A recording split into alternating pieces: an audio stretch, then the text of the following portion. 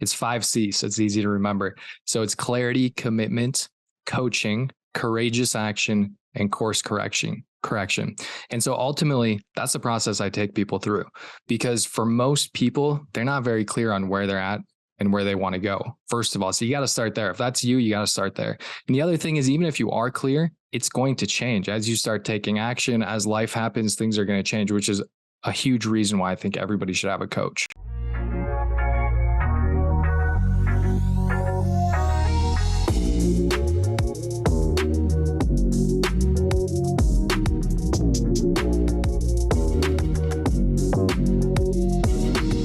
Impact some men today. I think we're going to do a great job. What's going on, guys? Welcome to the Modern Man Podcast, where we connect men in pursuit of their potential. Join us as we embrace discomfort, cultivate community, and put wind in each other's sails. If you're ready to take your personal and professional growth to the next level, be sure to like, share, and subscribe to the podcast. And don't forget to check out the Noble Knights Mastermind group, where you will find the support, accountability, and mentorship you need to achieve your goals and be a high-value man. Join us and become a part of a community of like-minded men on a mission to improve themselves and elevate their capacity for life. And we're getting a boost up today from my guest. I'm excited to introduce founder of the Extraordinary Man Movement and host of the Extraordinary Man Podcast, Ryan Horn, joining us on the call. Ryan, thanks for being on, brother. Hey, Ted, absolutely. Great to be here. I'm excited for it. Absolutely. And just giving an opportunity really quick, as I always do at the beginning of the episode, for our audience and the guest to get acquainted. And I really like letting the guest, in their own words, introduce themselves, because I can mention the mission, the Extraordinary Man Movement. I can mention the podcast, but that doesn't tell the story of how we got here. So I'd love for you to really quick pull back the curtains, let folks know who you are and what you do, brother. Absolutely. Yeah. So I am a peak performance coach, speaker, and author, and I love helping people ultimately. So started coaching people about 8 years ago. And as I'm sure we'll dig into here, getting clarity on exactly, who you want to help and how you want to help them and all of that is a journey. It's not just like a lightning bolt, like, oh yeah, one day I woke up and I knew this. Like, it's a process. And one of my favorite quotes is that action brings clarity. So that's the brief background. We can dig into more as we go here if you want. I love it. Action breeds clarity. Was that the quote? Action brings clarity. Action brings clarity. So speaking of action, I guess I want to go way back to maybe one of the first actions that you had to take. And it's kind of like, how did we get here in terms of your story starting from my knowledge, where it's 12-hour overnight shift, working at the metal factory, broke, not meeting your full potential. What was the action you took in that moment, or what happened that had you take action to change the trajectory of where you were? Yeah, absolutely. So I'll give a little brief background on that. So went to college, got a degree in exercise science. The plan for me was to be a strength and conditioning coach at a college. That's what I wanted to do. Was on that path. And I read a great book called The Education of Millionaires, I think of my junior year of college. And it kind of re-sparked entrepreneurship within me. And I realized that it was going to be harder than I realized to get a job, and probably going to have to get a master's degree and all this other stuff. So I was like, why don't I just start my own business? So I graduated from college and I moved down to where I currently live now, the Twin Cities here in Minnesota, and started a personal training business. And I very quickly realized that if you don't know how to market and you don't know how to sell, you do not make any money. And so I learned that lesson the hard way. So about 3 months in, I'd literally made like a couple $100s. And at the time I was living with my aunt. She lived in a 55 plus condo community. I was sleeping on her couch, and I wasn't even technically allowed to be there because this 55 plus condo community. So I'm literally like sneaking in and sneaking out in the mornings and the evenings, like trying to avoid these old ladies so I don't get reported. Like, it was a crazy time. Right. And I had all these student loans that were about to come due. So I'm like, okay, man, I got to do something to make some money. And, the business is obviously not working out the way I wanted it to yet. And so I go to this employment agency. They placed me at this metal factory working 12-hour night shifts, like you said, 9 p.m. to 9 a.m. for $9 an hour. And yeah, that was a humbling experience. So, but I'm grateful that I went through that. So I'm in the metal factory one night, and I'm in the break room. It's like 2:00 in the morning, something like that. And I'm just sitting there, and like I look up at the clock, and boom, like just hit me that it was my 23rd birthday. And I was like, man, what the heck am I doing here? Like, God, I know you got to have a bigger plan for me than this. Like, right? Like Hmm. everybody told me I was going to go do whatever I wanted and I could succeed at anything and whatever. And here I am. And to be honest, I felt just totally embarrassed and ashamed. I was like, how the heck did I get here? Right. And so I don't know if you or anybody that's listening has ever felt like they were living below their potential or like they're letting everybody around them down, but that is exactly how I felt and it didn't feel very good. Right. Yeah. But what I realized and what I've since realized is that you can actually use that pain to fuel you forward. And so I made a very powerful decision sitting there in the metal factory, 2 o'clock in the morning, that, you know what, I don't have to just sit here and take it. And if I do, I'm probably going to be sitting here again next year on my birthday. Right. And Hmm. so I made a powerful decision that I'm going to go out and learn the skills that I know are missing and whatever else it is that I need to learn, whatever else it is that I need to do to make my business successful or die trying. And Yeah. so long story short, that is what I did. So I quit the metal factory, finished out that shift, quit the metal factory, never went back. And we can dive in deeper if you want. But long story short, I basically went and did that. Yeah. Did you quit that day, or was it kind of like, okay, I'm putting my 2 weeks and starting to leave? Quit that day. So because it was with an employment agency, it was pretty like there was no Yeah. 2 weeks. It was just boom. I was like, I am done, finished the shift, left and never returned. Yeah. Yeah. I wanted to touch on you. You mentioned skills, right? So you here you are. You jump ship, and whether it's the analogy folks here of you jump and build a parachute on the way down, or you jump ship, you're in deep water. You got to learn how to swim. You mentioned the skills, and everybody says that, right? Acquire skills and get better. Yada yada. Break it down for us, man. What were the skills you pursued, and how did that help you stay afloat after jumping ship? Absolutely. So I think there's two different things here. So I think there definitely is specific business skills you need, right? Like I didn't know how to sell. I didn't know how to market. So I definitely needed to learn those. But I think most people get way too caught up with that, especially in today's day and age. It's pretty easy to figure out at least the basics of that stuff, even for free, right? Mm-hmm. But to me, there's that side of things. And then there's the other side of things, which is like your mindset and like all of these other things. And so long story short, the business skills I learned relatively quickly. Like I went out there, I found a mentor, started to learn how to sell, started to learn how to market. It's probably about 4 months later that I had gotten enough traction in my business where I was able to move out of my aunt's place. But basically, I was only just barely covering the bills. And I stayed in that place for about the next year and a half. And I Okay. realized, not at the time, obviously, but I realized later that it was mostly a mindset thing. And it was a me trying to do everything type of thing. And so I had gotten this like certificate or something from it was like a Tony Robbins program, 30-hour audio program that I'd went through that was very helpful. It was amazing. And it came with a free coaching call. And they probably reached out to me like 20 times over this year and a half to try to get me to do this free coaching call. And I was just like, no, I just like kept stiff arming it. I was like, I don't think I really need a coach. Plus I can't afford one anyway. And all that. And so finally a year and a half later of trying to do it all on my own, even though I had acquired some skills and I felt like I was working harder and harder. I was reading more books. I was, going through more courses, all of this stuff, but it was like, that really wasn't doing much to move the needle more. So I was like, okay, there's something I'm missing. So finally I'm like, okay, let me just do this free coaching call. I'm not going to buy coaching. I already know going in, I'm not going to buy coaching, but let me just do the free call and see what happens. Right. So I do the free call. It was amazing. I had tons of breakthroughs, realizations, and ultimately I was like, okay, I need a coach. That's what's missing. Yeah. And so long story short, I feel like one of the biggest lessons I've learned as an entrepreneur is that it's never about resources. It's always about resourcefulness.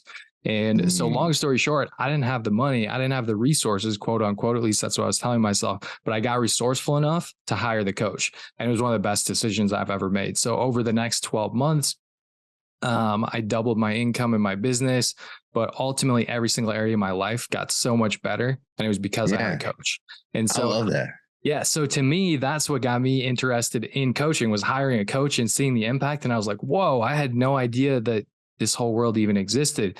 And so long story short on that, I had the personal training business. It's going well at this time. I like it, But then there's this whole new thing about coaching. So I kind of dove into that as well. And I also started going to tons of in-person events, business events and personal development events. So I was meeting all these people and I started coaching some people just for free and having my coach show me like, hey, how do you be a coach? How do you coach other people? Yeah. And so kind of dipped my toe in it. But to be honest, it was just a side thing that I was kind of doing for fun for a while.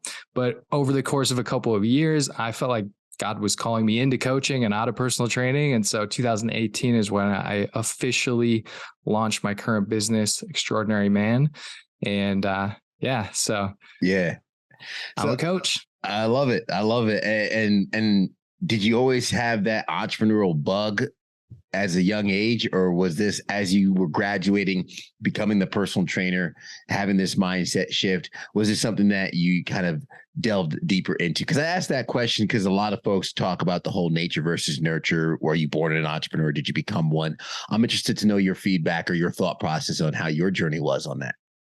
Yeah, that's a great question. So I think it's a little bit of both for me. So growing up and even in college, I wouldn't have probably said I was entrepreneurial or anything just because I don't know. I wouldn't have said that, but if somebody from the outside, they probably would have been like, yeah, Ryan, you definitely were, because I had a lawn mowing business, snow shoveling business. And when I was, I think maybe around 11 years old or so, I convinced my mom, she got these catalogs for fundraising catalogs for our Sunday school. And we went around and sold these calendars to raise money one year. And so she kept getting these catalogs. I'm sitting there in the summer and looking through this catalog and I'm like, whoa, these are the calendars we just sold last summer. And it's saying like, hey, you can buy them for this price, sell them for this price. And you sell like 30 calendars or something, you make like $200 profit. And I was like, are you kidding me? Like I could do that. Like, so I convinced my mom to order the calendars for me to go sell. And I'm from a very small town. So I knew everybody. And so I go to the bank, to the store, to all of our neighbors, and every single person is like, oh, are you doing this for your Sunday school again? And I'm like, no, I'm doing it for me. Yeah. They were just like, oh.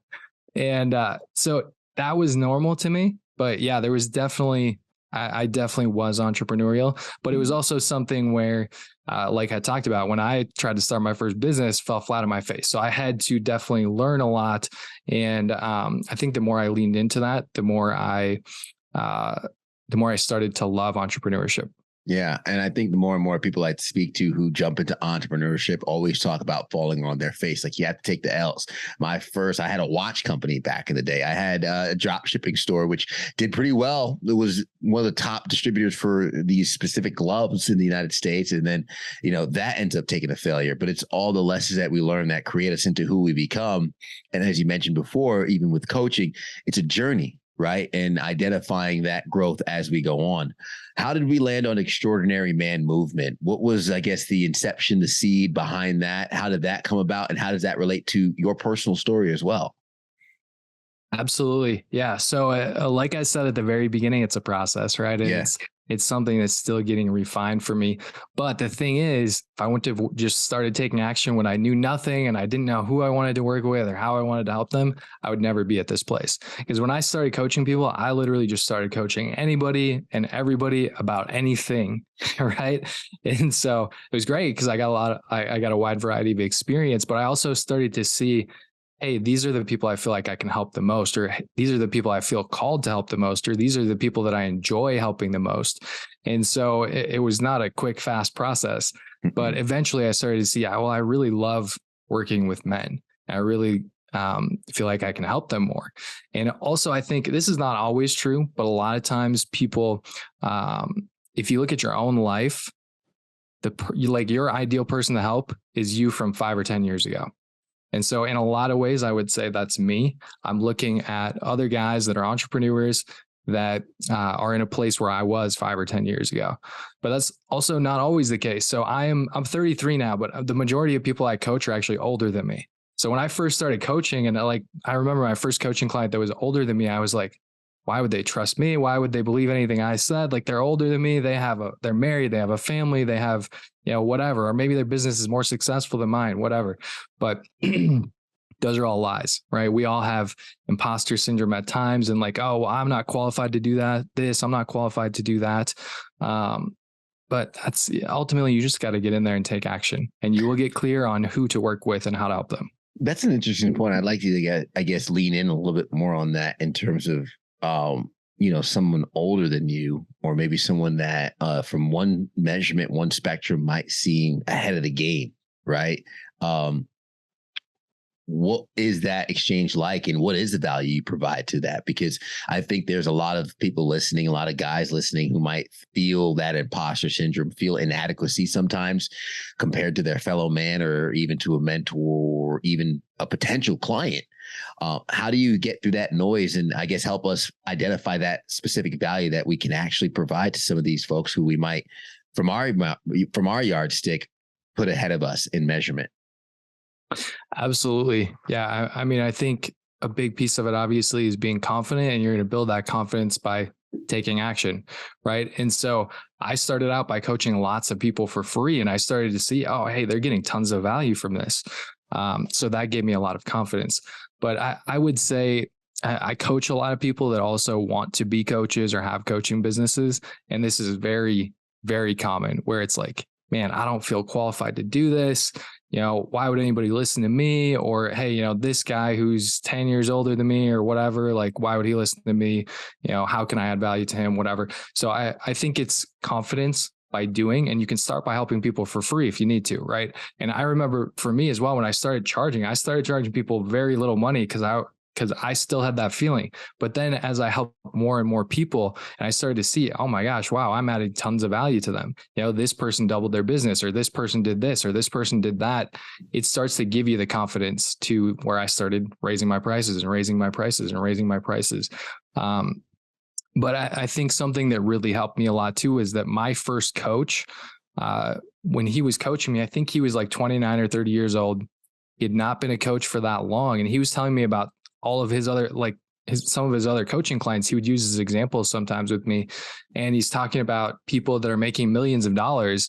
And I knew that he was doing well. He was making probably multiple six figures, but he wasn't making millions of dollars. Right. And people that are way older than him. So I literally asked him that one time. I was like, what qualifies you to coach those people? And why would they listen to you? Right. But ultimately, it's all about results. People don't care how many certifications you have. They don't care how many degrees you have. They don't care about anything other than, can you help them, and do you actually care? So do you genuinely care? Do you genuinely want to help them?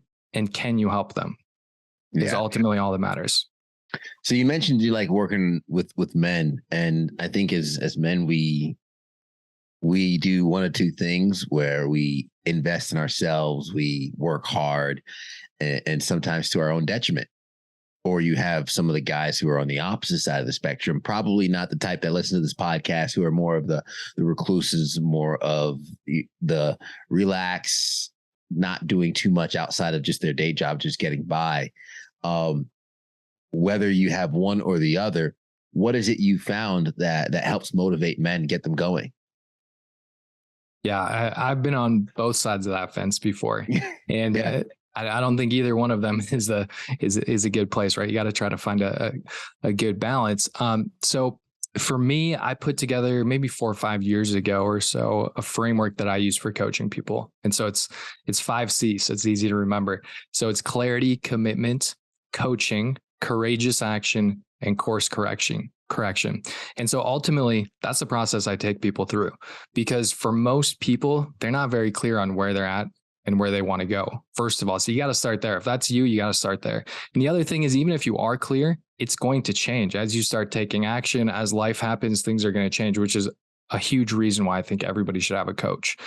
Because when you're in your situation, you can't see everything else.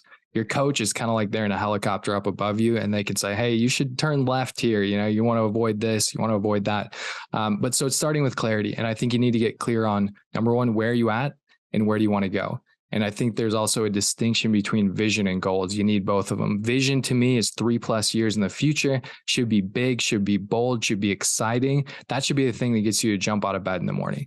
And for a lot of people, if they're not motivated and they're like, they're just working their job and kind of going through the motions, they don't have that vision. I guarantee it. Or if they do, it's just not big enough. So there's that, which is great, but then you also need goals, which breaks it down into more practical steps. So to me, goals is 12 months or less, much more practical. much more, what can you do now, right? Because the vision, if you can tell me exactly step by step how you're going to do it, not big enough. Mm-hmm. And Absolutely. so that's number one, is clarity. Get really, really clear. Number two is commitment, because it doesn't matter how clear you are. If you are not committed, you're not going to follow through. And especially in entrepreneurship, we've already talked about it both a little bit. There's going to be ups and downs. It is not going to be a smooth road. It's not going to be just you start here and you go straight up and it's amazing, right? There's a lot of 10-year overnight success stories in entrepreneurship. And so how do you get more committed? And so one of the things that I've learned from Tony Robbins is that there's a lot of people that have a lot of shoulds, but shoulds only happen when it's convenient, right? So how do you take your should and make it a must? Because when it's a must, it's going to happen no matter what. Yeah. And so there's several different things you can do, processes you can go through, but figuring out your why and really digging into that. And then also something that I do on an initial coaching call with people is take them through pain and pleasure. Hey, what's going to be the pain of you not following through on this? A year from now, if we're having this conversation, you're still in the exact same place. What's that going to feel like? What's your life going to look like? Right. And so most people don't go there. So if you dig deep into that, man, I would love to tell you that people are more motivated by what they want, but they are way more motivated by avoiding pain. So digging into that is key. But then also, you don't want to just think about pain and stay there and think about that all day, right? You have to look at the other side of things. What is possible? If you do make some changes, if you do go and hit these goals, how would your life be different? How would that feel? And all of these different things. So diving deep into that is really, really big. But clarity and commitment, I would start there, because 99% of people, from my perspective, and when I sit down and have an initial call with them, they need to do some work on those two things. Yeah. But step number 3 is coaching. And so I kind of make a distinction between two different types, active and passive. So active coaching is more like probably what you would think, one-on-one coaching. And passive to me is more like, listening to this podcast or reading a book or something like that. You're going to get some coaching from it, but the book isn't going to talk back to you, right? You can't ask the book a question and get a specific answer to your specific situation. But coaching, definitely very important. I don't think anybody, you're not going to maximize your potential without a coach, in my opinion. Yeah. And then step number 4. So ultimately, all these other things are leading up to step number 4, which is courageous action, right? Because nothing happens if you don't take action. And the reason I call it courageous action is because we all have things that we know. It's like, a lot of times we know, sometimes we don't know what it is, but a lot of times we know what it is. We're like, okay, I know I need to do this. I got to call this person, or I got to, start being a guest on podcasts, or start my own podcast, or whatever it is. Do the reach outs. Right. That we don't want to do. So we put it off, or we procrastinate on it, or we do it once in a while. Right. Or again, we do it when it's convenient, but you're never going to reach your potential. You're never going to maximize it if that's how you're going about it. So how do you get yourself to take the courageous action consistently? And what I've found is a lot of times people need to go back to steps 1 through 3. Either they're not clear enough on where they're at and what they want. Number 2, they're not committed enough to make it happen. Or number 3, they don't have a high enough level of coaching. Mm-hmm. So a lot of times when you have those 3 things lined up, the courageous action, it's still called courageous action for a reason, right? You still got to do it, but it's a whole lot easier. And then number 5 is course correction. So this is what screws up a lot of people I see, because they're like, okay, Ryan, I got clear. I got committed. I have coaching. I'm taking the courageous action, but I still didn't get the result that I wanted, right? And that is going to happen, right? The first time you try anything, you're almost never going to wildly succeed at it, right? Think about when you were learning to tie your shoes or learning to ride a bike, right? There's a process. So realizing that, instead of having the expectation that, oh man, I did everything right and it didn't work out, right? Mm-hmm. Well, that's business, that's entrepreneurship, right? So it's really, to me, it's not failure, it's a stepping stone to success, right? So you're going to learn, as long as you take what you learned and apply it next time, then you're going to be better. But ultimately, you're going to just have to course correct until you get it right. Yeah. So those are my 5 C's. That's so true. The course correct at the end, because, one of my favorite fun facts is I believe it was the initial moon rover, the moon satellite that they initially sent up, spent 90% of its voyage off track. And it was just those little adjustments along the way and it still reached its destination. So the initial moon lander spends 90% of its of its travels off track, but still gets to the destination. And that's true for a lot of our entrepreneurial journey, right? A lot of us could spend years trying to hone in and do something wrong for 4 or 5 years. And then the 6th year, we get it right. And then boom, it all comes together and makes sense. Now, was that 5, 6 years of failure? No, it was 5, 6 years of adjustments and figuring out how to get there. And those adjustments are what gets us there. And I know for a lot of different people, different businesses, maybe different scenarios in life, there are different behaviors and different activities that might help them. What are, I guess, some of the uniform habits that you find beneficial for people to take on? Or maybe even give us a glimpse at what your morning routine looks like and how your day is structured for that growth, for that investment into self, and to play into that clarity of vision, tackling the goals along the way, and taking the courageous action each and every single day that's laid out in front of you. Definitely. Yeah. So, I mean, there's a lot of different ways we could go with this. So a couple of things for me, I would say, when I was first an entrepreneur, I was working 24/7. There was no difference between my personal life and business life, which if that's you, stop it. Yeah. It's not healthy. So setting up some boundaries of, what are your work hours, first of all, and then organizing your days and planning ahead. Most entrepreneurs I know are not super organized people, including myself. So having a system and what does that look like, and knowing, okay, here's what and I think it's important. This is why it's important to start with the vision and then break it down into goals, because the vision is going to get you excited. Then the goals are going to give you action steps towards achieving it. If you know, okay, 12 months from now, this is my goal, then you can break it down into, okay, what's my goal for this month? What's my weekly goal? And then what are my daily actions? So something I developed maybe 4 or 5 years ago, I've done all different types of morning routines and journals and questions and stuff. And I kind of took the best of everything from that and packaged it into something that I could do quickly and easily.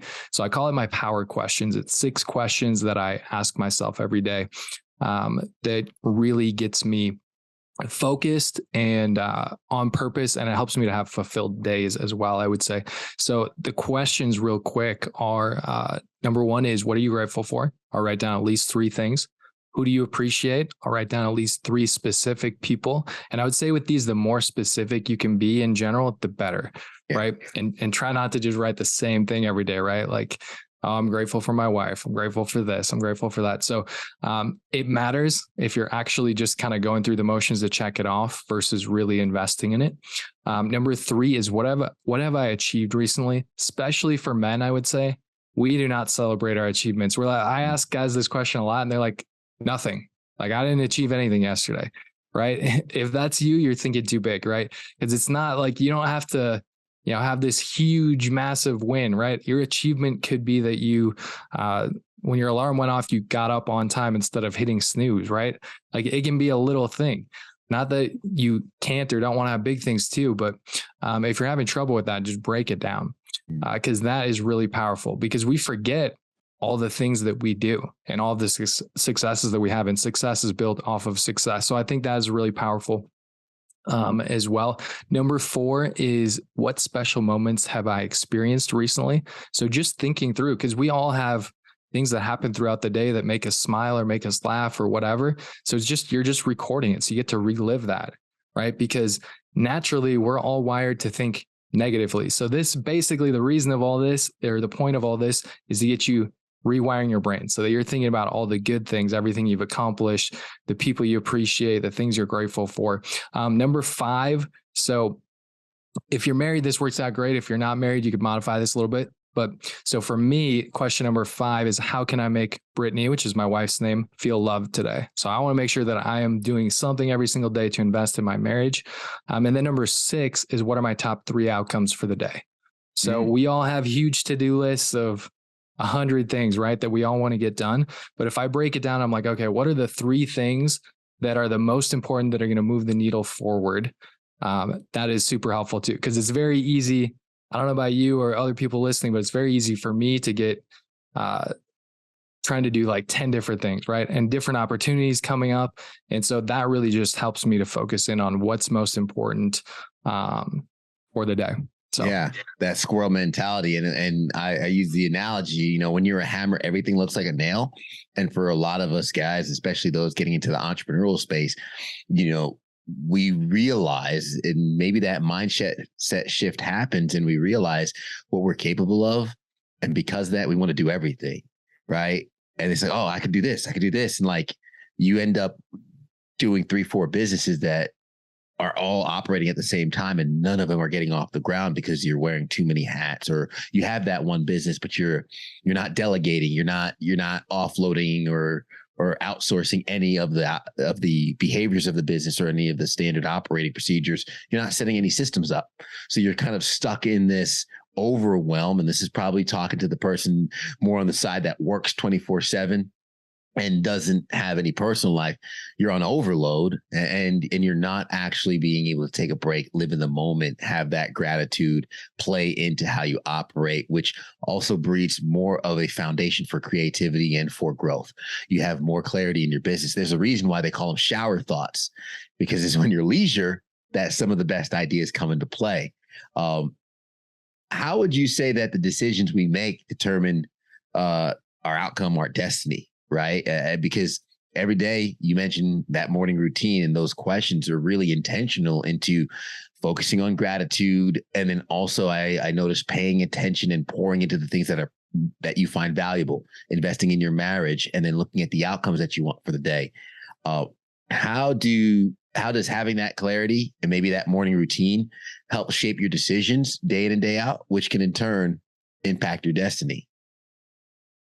absolutely. Yeah. So Tony Robbins has a quote that I love. He says, your decisions equal your destiny, or determine your destiny. Mm-hmm. Right. And so you could look at that in two different ways. Like, I could look at the decision I made in the metal factory 10 years ago, right, to not just settle for that anymore, and to go out and take massive action and learn what I knew was missing. Right. There's that. We all have big decisions like that in our life, but also I think it's the small decisions. It's the daily decisions that we make. And to me, habits are the building blocks of our life, right? So what decisions are you making? Because even if you tell me you don't have any habits, then I know that you have habits. They're just not conscious ones, right? Your habit might be to hit snooze and wake up a half hour late every day, right? Or your habit might be to run out the door at the last minute and speed all the way to work and walk in like exhausted because you were rushing the whole morning, right? So we all have habits, and some of them are conscious that you choose, which I would encourage you to do, whether that's doing power questions or, for me, another one that I didn't mention is I've written out my vision, my ultimate vision for every single area of my life in detail. And then I recorded an audio version of me speaking it out with passion and energy.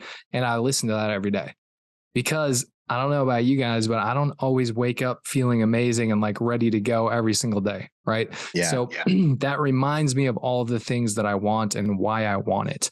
And so, yeah, decisions are incredibly important. The great thing is, if you are the person right now who's just not consciously making the good decisions, you can change that. Mm-hmm. It's all on you. And the reality is, when you identify who's in control and really who makes those decisions each and every single day, it gives you the power. Because a lot of us might live with victim mentality, putting the blame on somebody else, right? It's my circumstances. You could have easily said, man, it's my birthday and nobody cares. Here I am too. Like, you could have spiraled in the opposite direction. You could have spiraled in the negativity direction, but thankfully you spiraled in the opposite of saying, this is my last day.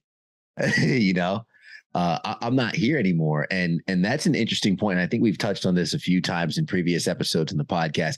I'd love for your input on this, because I would say the Ryan that we're talking to today, right, was there in that metal factory.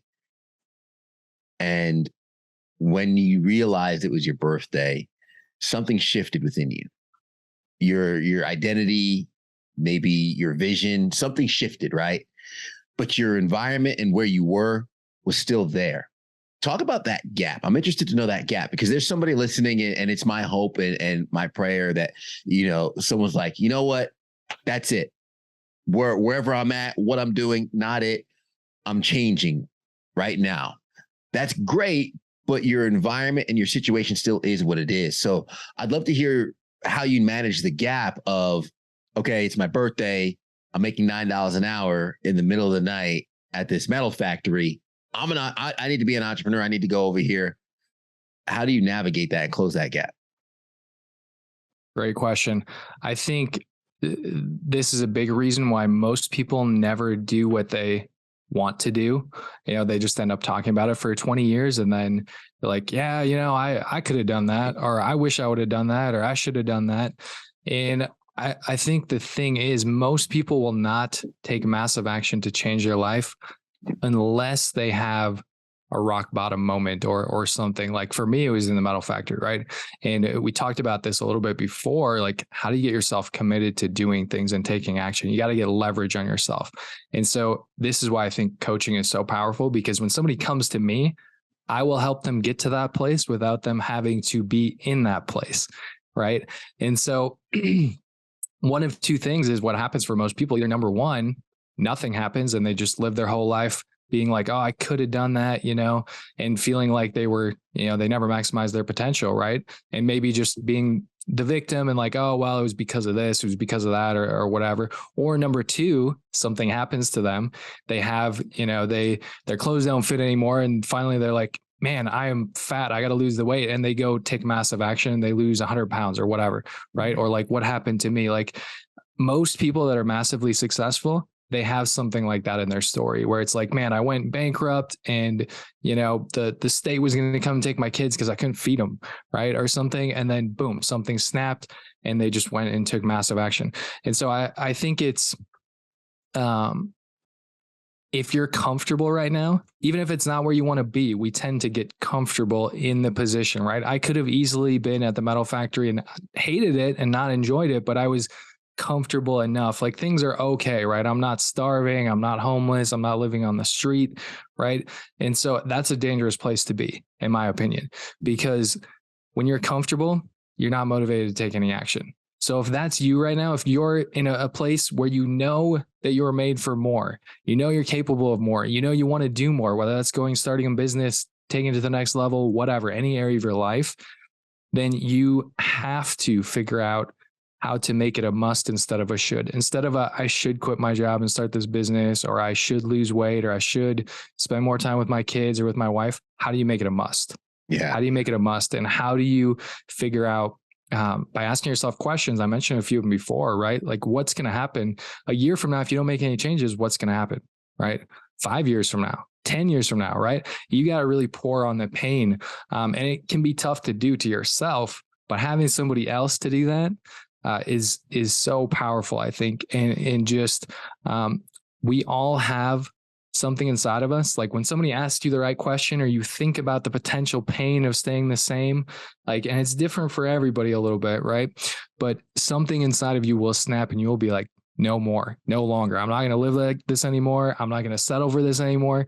Right. And so, but until you get to that point, for most people, they're not going to take massive action. Yeah, man, that's what it's all about, is having that accountability, having that, I mean, the rock bottom, it's unfortunate for folks to get there, but sometimes that's what instills the change. And hopefully for those that might be a little bit more intelligent, can identify the trajectory in which they're going and choose to change before it's too late. For anybody that's on that boat listening right now, hopefully you're not at rock bottom listening to this. Hopefully you're in the second half of that group.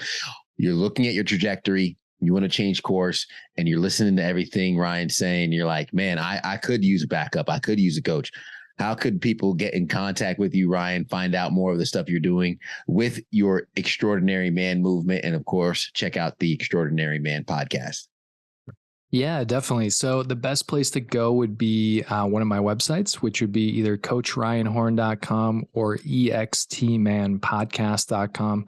So both of those have information about everything that I do, from coaching, speaking, and everything else. But nice.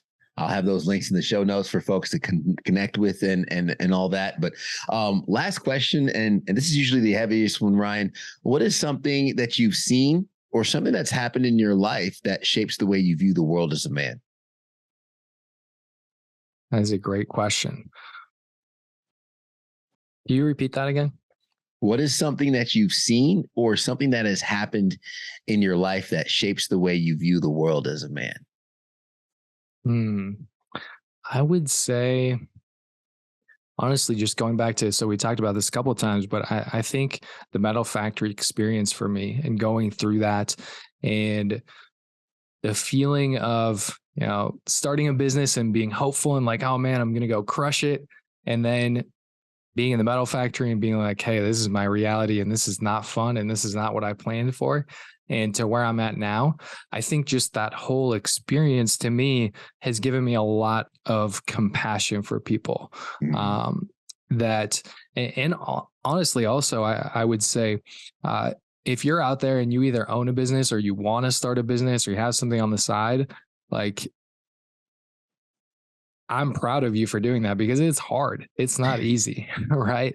So to me, I think to me, it has given me a lot of compassion and empathy for people that I coach, and realizing that there are very few people that just are like, hey, I'm going to go start a business, and then boom, they're just crushing it right away, right? It Mhm. is usually a lot of pain and struggle and figuring it out, and some hardships along the way and ups and downs before they get to that point. And so most people, they just see the highlight reel of, hey, look at Ted, he's amazing, he's doing all this great stuff, or look at Ryan, or look at this other person, but they don't see the 10 years before that or all the things that they went through. So to me, that's what I would say. It's helped me to remember that everybody has a story, everybody has a journey, and it doesn't matter where they're at today. Like, they went through some stuff to get there. Yeah, there are a few things in this world that will humble you as much as entrepreneurship. Yes. Maybe martial arts, but that's a whole different story. But we talk about entrepreneurship so much on the show, because I've said before, is when we talk about elevating ourselves as men, our capacity for our lives, as long as we work a 9 to 5, we could work a sales job, a commission job, as long as we work for somebody else, we're putting our livelihood and the dollar that we make in the hands of someone else. Now, there's nothing wrong with that. There's nothing wrong with the main job, but having multiple streams of income, having the ability to actually influence the money we make with our actions, I think is hugely valuable for men to have when it comes to elevating your capacity for life and taking care of the people around you. So I thank you so much, Ryan, for the knowledge that you've given us, some of those tips and some of the things that you've broken down, because it's really, really helpful in terms of how we can identify our lives and pour into those around us, while also elevating our ability to provide value for others, whether that be through coaching, whether that be through a different business, but elevating ourselves, at the very least, investing in ourselves to be better for the community around us. So I thank you so much for sharing today. Yeah. Thank you so much for having me on, Ted. This was awesome. Yeah, no, absolutely. And I'm going to recap some of the tips and really some of the gems and the bombs you dropped along the podcast. First, with action brings clarity. Right out the bat, a lot of us look around, and I've heard so many people say, like, I just don't know where to start. And I'm like, just start somewhere. It's like, well, I'm not really sure how to get to Z. Well, figure out how to get to B first, and then B could lead to C. We don't have to lay out the whole alphabet. We just need to get the first few letters. Pain is fuel to move forward. Sometimes the avoidance of pain is the higher motivator before the pursuit of pleasure. And understanding those two really are the base foundation of why we do anything. It's either the pursuit of pleasure or the avoidance of pain. And obviously the pain is the higher motivator. Business skills can be learned quickly, but the mindset is probably going to be a little bit longer to adapt for so many of us. And if you're like me, you've read all the business books. You've read how to do the marketing, how to do the sales, how to do the reach outs. But for some reason, you pick up that phone and all of a sudden that message is a little bit harder to send. It sounds good in theory, but in practice, it's a little different. That's because the emotion comes into play. That mindset is what we might need to focus on. And then taking action to take more action. And of course, building confidence through that said action. Being an entrepreneur, not being about just the resources, but resourcefulness. How resourceful are you in the situation and in the setup that you are? And then the breakdowns, the five key things: clarity, commitment, coaching, courageous action, course correction.